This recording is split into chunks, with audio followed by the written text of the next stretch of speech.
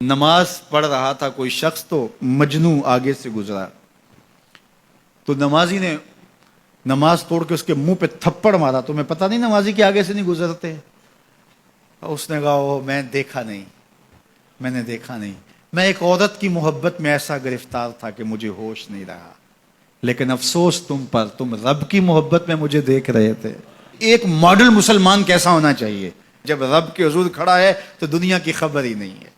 سیدنا علی المرتضیٰ کے بدن میں تیر پیوست ہو جاتا ہے. نماز میں کھڑے ہوتے ہیں تو یوں تیر نکال لیا جاتا ہے. آپ کو بعد میں پتہ چلتا ہے کہ میرے بدن سے تیر نکالا گیا ہے.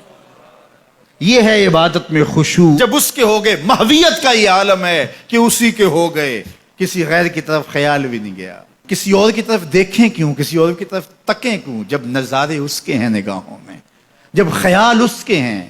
نماز ہے تو محویت، اپنی عصمت کا جوہر ہے تو اس کے گرد پہرے بٹھائے ہیں. مجال ہے کہ عصمت کے جوہر کو داغ بھی لگنے پائے، مجال ہے کہ خیال بھٹکنے بھی پائے، سوچوں میں آوارگی آنے پائے.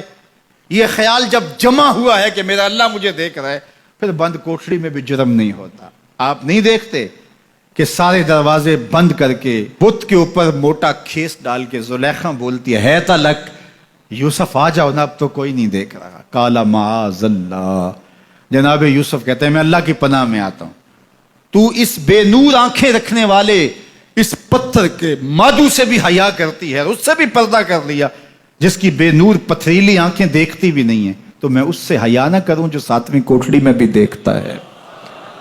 اللہ اکبر. اتنی روشنی برستی ہے کہ گناہ کا تصور ہی محال ہو جاتا ہے. اور جناب یوسف کو پتہ ہے کہ ساتوں دروازے بند ہیں اور تالے چڑھے ہوئے ہیں، لیکن اللہ کے یقین پہ حضرت یوسف دوڑتے ہیں. اللہ تالے پگھلا دیتا ہے، دروازے کھلنے لگتے ہیں، قفل گرنے لگتے ہیں. جب کوئی اس کا ہو جائے تو کوئی قفل، کوئی راستے کی بندش اس کا راستہ نہیں روک سکتی. اللہ بند مکفل راہیں بھی کشادہ کر دیتا. اس کے ہو کے تو دیکھو، اس کے بن کے تو دیکھو. تو اس کے جب تم بنو گے تو پھر سرخروئی تمہیں ملے گی.